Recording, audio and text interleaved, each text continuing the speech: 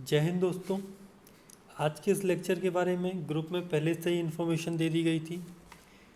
तो यदि आपने अभी तक हमारा टेलीग्राम ग्रुप ज्वाइन नहीं किया है तो प्लीज़ टेलीग्राम ग्रुप को ज्वाइन करें, ताकि आपको लेक्चर के बारे में इन्फॉर्मेशन तथा लेक्चर की पीडीएफ समय पर मिल सके। साथ ही आप हमारे यूट्यूब चैनल को सब्सक्राइब करें, ताकि यहाँ से भी आप लेक्चर के बारे में इन्फॉर्मेशन प्राप्त कर सकें। दोस्तों, ये जो हमारी यूनिट है भूगोल की आधुनिक तकनीक, तो इसको हम टोटल 4 लेक्चर में कवर करने वाले हैं। कितने? टोटल 4 लेक्चर में कवर करेंगे, ठीक है। जिसमें से शुरू के दो लेक्चर होंगे वो आपके सुदूर संवेदन से संबंधित होंगे, और लास्ट के 2 लेक्चर होंगे वो जीआईएस और जीपीएस से संबंधित होंगे, ठीक है। आइए हम स्टार्ट करते हैं इस लेक्चर को। चलिए, तो आपकी स्क्रीन पर प्रीवियस ईयर क्वेश्चन दिख रहे होंगे। तो हमें करना क्या है कि इस यूनिट को स्टार्ट करने से पहले सबसे पहले हम देख लेते हैं कि प्रीवियस ईयर में इस यूनिट से जो हम पढ़ रहे हैं किस टाइप के क्वेश्चन आए हैं, जिससे हमें मदद मिल सके कि हमें यूनिट में क्या पढ़ना है और क्या वो हमसे पूछ रहा है, ठीक है। चलिए, तो देखते हैं। सबसे पहले 2019 का यदि हम देखें तो 2019 में केवल एक क्वेश्चन आया हुआ था 6 मार्कर का, ठीक है, जो था सुदूर संवेदन क्या है, इसके प्रकार एवं इसकी उपयोगिता को समझाइए, ठीक है। देखिए दोस्तों, ये जो क्वेश्चन था ये 6 नंबर का था, लेकिन अब यदि ये क्वेश्चन जो है इसकी जो मार्किंग हो गई है वो 5 नंबर की हो गई है। तो 5 नंबर में हमें केवल वर्ड कितने हैं? 50 वर्ड, यानी कि हमें 7 से 8 लाइन मिलने वाली हैं लिखने के लिए, ठीक है।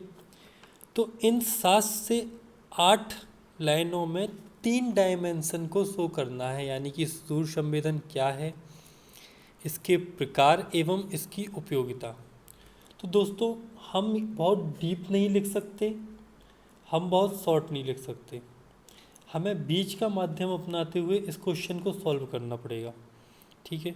तो इसके लिए हमें करना क्या है कि हम अपने जो नोट्स हैं वो पहले से ऐसे बना कर रखें कि हम इन क्वेश्चन को सॉल्व कर जाए, यानी कि हम अपने नोट्स जो हैं वो शॉर्ट फॉर्म में बनाएं। मतलब हम अपने नोट्स में केवल उतना ही डाटा ऐड करें जितना कि हम वहाँ पे लिख सकते हैं, या फिर जितना हम याद रख सकते हैं, ठीक है।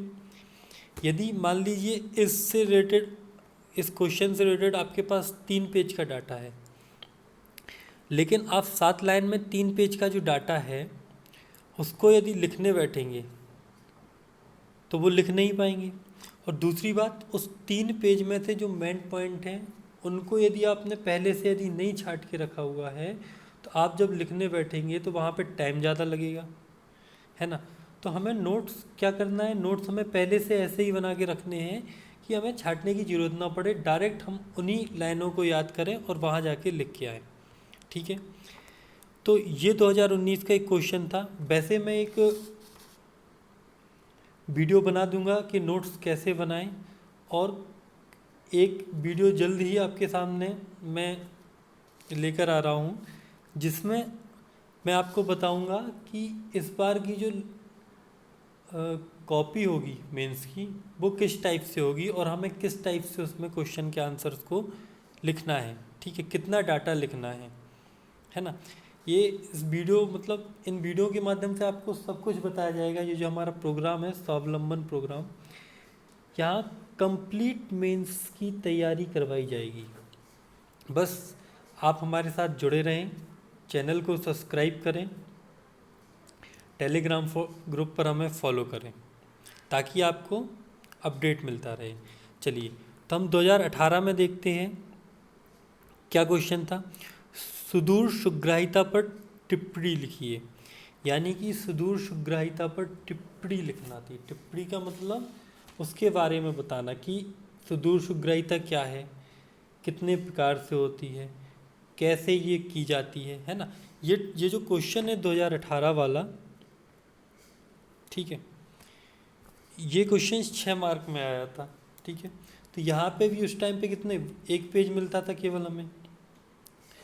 तो इसके लिए भी हमें क्या करना था, डाटा को सॉर्ट करके लिखना था पहले ही से। इसके बाद 2017 का क्वेश्चन देखें तो संवेदन एवं भौगोलिक सूचना तंत्र। एक्चुअली जो क्वेश्चन है ये आया था कितने, 15 मार्कर में। एक क्वेश्चन था टिप्पणी करके, टिप्पणी लिखिए, उसमें एक और पॉइंट था, ठीक है, वो किसी और से रिलेटेड था, और एक ये था सुदूर संवेदन एवं भौगोलिक सूचना तंत्र, ठीक है। तो यहाँ पे हमें इसको 6 मार्कर में देख सकते हैं कि 6 मार्कर में लिखना था। फिर इसके बाद 2016 में 2 क्वेश्चन आए 3 मार्कर के, जीपीएस और सुदूर संवेदन, है ना। तो यहाँ पे इनको हमें 3 मार्कर में लिखना था।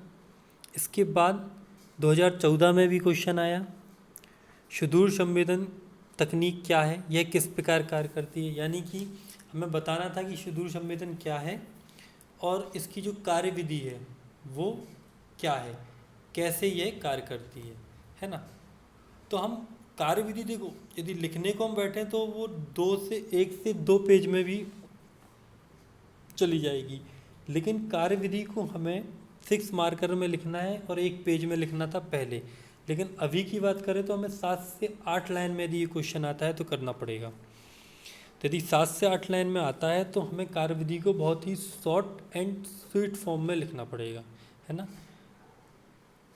तो इसके लिए हमें पहले से अपने नोट्स को तैयार करके रखना है। तो चलिए, तो ये प्रीवियस ईयर के क्वेश्चन थे। अब इन क्वेश्चन को देख के हमें क्या पता चल रहा है, ये क्वेश्चन को पता देख के चल रहा है कि हर साल लगभग एक क्वेश्चन सुदूर संवेदन से आया हुआ है, ठीक है। यानी हम एक अनुमान लगा सकते हैं कि या तो इस बार इससे क्वेश्चन नहीं आएगा, या फिर पिछले साल को फॉलो करते हुए इस बार भी एक क्वेश्चन आएगा, है ना। तो अब क्वेश्चन किस टाइप के आएंगे वो मैं आपको अलग से एक पेपर बना के दूंगा पूरा इस यूनिट का। उसमें आपको 3 मार्कर और 5 मार्कर और 11 मार्कर दिए जाएंगे, है ना। और उनको लिखना कैसे है वो भी आपको बताया जाएगा। अभी हम अपने टॉपिक को देखते हैं। सबसे पहले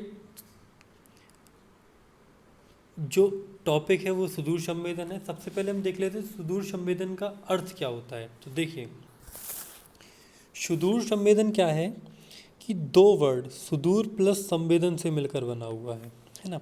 सुदूर का अर्थ होता है दूर स्थित, और संवेदन का जो अर्थ होता है वो होता है डेटा को प्राप्त करना। यानी दूर स्थित डेटा को बिना संपर्क में आए प्राप्त करना क्या कहलाता है, सुदूर संवेदन कहलाता है, यदि हम एक जर्नल लैंग्वेज में देखें, ठीक है। तो देखिए, ये आपको एक चित्र दिख रहा होगा जिसमें ये एक उपग्रह हुए है ऊपर, है ना। उससे ये क्या आ रहे हैं, रेज आ रही हैं उसके संवेदक द्वारा, है ना। फिर वापस यहाँ से जो वो रेज क्या करती हैं, ऑब्जेक्ट से टकराती हैं, उसके बाद फिर से वो कहाँ जाती हैं, संवेदक के पास जाती हैं, और संवेदक उन्हें फिर कहाँ भेजता है, जो स्टेशन होता है वहाँ भेजता है ना। तो ये जो कार्यविधि है मैं अभी बताऊँगा कैसे क्या है। अब हम देख लेते हैं इसकी परिभाषा। तो सुदूर संवेदन की परिभाषा, तो मैंने बताया किसी वस्तु के प्राथमिक संपर्क में आए बिना जानकारी प्राप्त करना। क्या है ये, सुदूर संवेदन की परिभाषा है। इसके अंतर्गत वस्तु के भौतिक एवं रासायनिक गुणों का पता लगाया जाता है ना। तो दूर संवेदन के अंतर्गत क्या करते हैं, वस्तु की फिजिकल एंड केमिकल जो फीचर्स होते हैं, रासायनिक गुण होते हैं, उनका क्या करते हैं, हम पता लगाते हैं, है ना।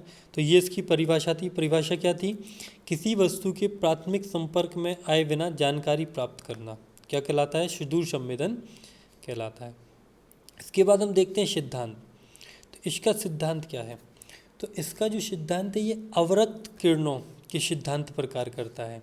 अब अवरक्त किरणें क्या होती हैं, अवरक्त किरणें जब मैं विद्युत चुंबकीय स्पेक्ट्रम पढ़ाऊँगा तो आपको डिटेल में बताऊँगा कि अवरक्त किरणें क्या हैं। तो अवरक्त किरणें में क्या होता है कि उनकी जो भेदन क्षमता होती है वो क्या होती है, काफ़ी उच्च होती है। अब भेदन क्षमता उच्च होने के कारण यह सतह के काफ़ी भीतर तक जा सकती हैं और वास्तविक तथ्यों का बोध लगाती हैं, है ना। जैसे कि अभी आपने हाल ही में सुना होगा कि छतरपुर के बक्सा क्षेत्र में एक जो हीरे की जो खदान है, मतलब कि हीरे की उपस्थिति का पता लगाया गया है पृथ्वी के काफ़ी अंदर। तो कोई गया तो हो नहीं हो गया, तो वो किस माध्यम से पता लगाया गया है, वो इसी माध्यम से पता लगाया गया है ना। इसके बाद हम देखते हैं कि इन किरणों के माध्यम से पृथ्वी के संसाधनों में खनिज भी आते हैं, सब प्रकार के संसाधन होते हैं, का पर्यवेक्षण एवं मानचित्रण किया जाता है। मतलब कि उनके बारे में पता लगाया जाता है और कैसा क्या है उसका मानचित्रण किया जाता है, ठीक है। इसके बाद हम देखते हैं कि कार्यविधि। तो सुदूर संवेदन की ये एक कार्यविधि है ना। ये एक चित्र है, आप चाहें तो यदि कार्यविधि अकेला आता है 5 नंबर में तो आप ये चित्र बना सकते हैं। 4 से 5 लाइन में आपका चित्र जाएगा और 4 से 5 लाइन में आप कार्यविधि को डिफाइन कर देंगे, है ना। तो देखो, सबसे पहले क्या होता है, एक उपग्रह होता है, उपग्रह में लगा होता है संवेदक यानी कि सेंसर। अब संवेदक से क्या होता है कि रेज आती हुई हैं, है ना, और साथ ही इसमें जो ऊर्जा का स्रोत होता है वो क्या होता है, सूर्य, ठीक है। अब ये पहले तो वायुमंडल में क्या करती हैं, प्रवेश करती हैं। वायुमंडल में प्रवेश करने के बाद देखो ये जल है, ठीक है। इसके बाद ये यहाँ पे बिल्डिंग्स वगैरह हैं, इन सब से टकराती हैं। अब टकराने के बाद क्या होता है कि जैसे ये ऑब्जेक्ट से टकराती हैं तो ऑब्जेक्ट कुछ किरणों को, कुछ ऊर्जा को क्या कर लेता है, अवशोषित कर देता है, तथा कुछ को क्या कर देता है, उत्सर्जित कर देता है। ये उत्सर्जित ऊर्जा या परावर्तित ऊर्जा वापस संवेदक द्वारा क्या की जाती है, प्राप्त की जाती है, और संवेदक इसे कहाँ भेज देता है, स्टेशन को भेज देता है, जहाँ इनका क्या किया जाता है, मानचित्रण किया जाता है। तो ये एक शॉर्ट फॉर्म में क्या थी इसकी कार्यविधि, इतना ही हमें याद रखना है और इतना ही हम लिख सकते हैं, है ना। यदि हम जब 5 नंबर या का क्वेश्चन यदि 11 नंबर में भी आता है तो वो कलेक्टिव वे में क्वेश्चन को पूछेगा, सुदूर संवेदन क्या है, इसकी कार्यविधि लिखिए व इसके उपयोग व उपग्रहों को बताइए, है ना। तो हमें थोड़ा थोड़ा सबको डिफाइन करना है, तो इसके लिए हमें ज़्यादा नहीं पढ़ना है, थोड़ा सा याद रख करना है ताकि हम क्वेश्चन को क्या कर सकें, सॉल्व कर सकें। इसके बाद इसके जो पॉइंट है वो मैंने लिख दिए हैं। सबसे पहले क्या, अंतरिक्ष से सुदूर संवेदन में पृथ्वी अथवा वातावरण द्वारा उत्सर्जित या परावर्तित विकिरणों द्वारा होता है, ठीक है। क्या होता है कि अंतरिक्ष से सुदूर संवेदन पृथ्वी अथवा वातावरण द्वारा उत्सर्जित या परावर्तित विकिरण द्वारा होता है। देखो मैंने बताया कि उत्सर्जित विकिरण या परावर्तित विकिरण, इनके द्वारा क्या होता है, सुदूर संवेदन होता है।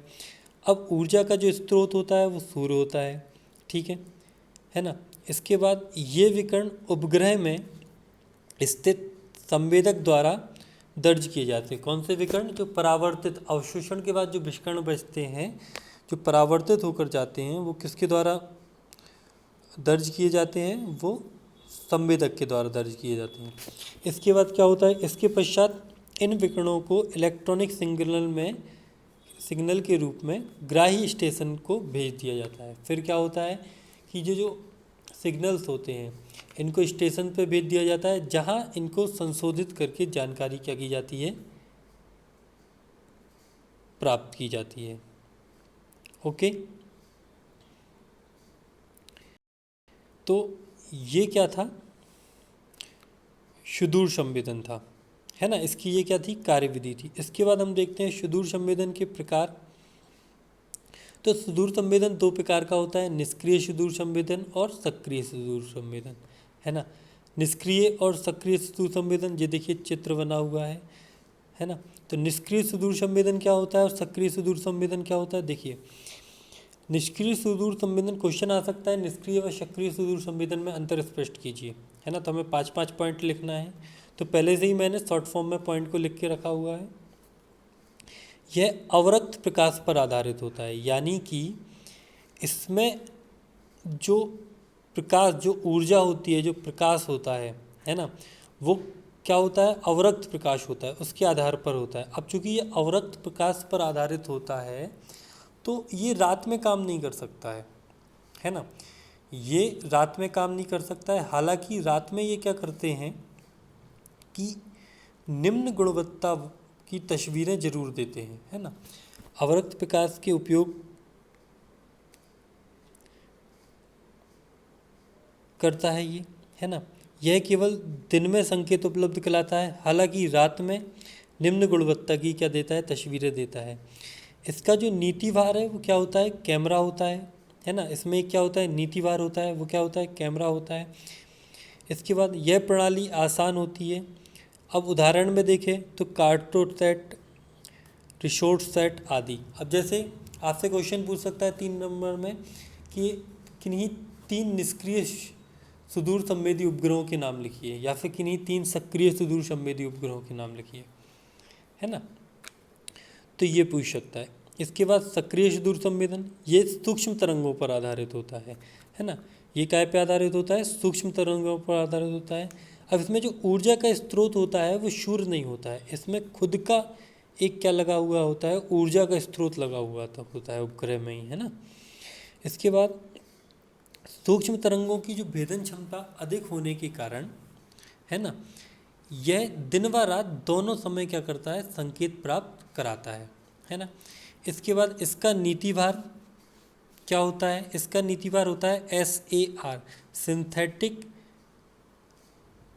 अपर्चर्स रडार, है ना, सिंथेटिक एपर्चर रडार, ये इसका क्या होता है, नीतिवार होता है। इसके बाद विकिरणों की बड़ी मात्रा में आवश्यकता के कारण, अब चूंकि क्या होता है, ऊर्जा के लिए विकिरणों की माध्यम आवश्यकता होती है, तो विकिरणों की बड़ी मात्रा में आवश्यकता के कारण यह प्रणाली जटिल होती है। इसके बाद इसके यदि हम उदाहरण देखें तो रीसेट व मेगाट्रॉपिक्स, ये क्या है, इसके उदाहरण होते हैं, है ना। तो ये था सुदूर संवेदन, है ना। आज का जो लेक्चर था उसमें केवल इतना ही। हमें क्या पढ़ना था, सुदूर संवेदन क्या है, सिद्धांत और कार्यविधि और प्रकार, है ना। कल का जो लेक्चर रहेगा उसमें हम क्या पढ़ेंगे, इसके घटकों के बारे में पढ़ेंगे। इसके बाद उपग्रहों के प्रकार पढ़ेंगे और इसके उपयोग पढ़ेंगे। साथ ही हम विद्युत स्पेक्ट्रम को भी कवर करेंगे। इसी के साथ जो हमारा पहला टॉपिक है वो कंप्लीट हो जाएगा। तो आज के लेक्चर में इतना ही। और हाँ, यदि आप लोगों ने, एक बार फिर से मैं बता दूं कि सब्सक्राइब या फिर चैनल को फॉलो नहीं किया है तो प्लीज़ टेलीग्राम पर चैनल को फॉलो करें और यूट्यूब पर चैनल को सब्सक्राइब करें, ताकि आपको कंप्लीट डिटेल मिलती रहे।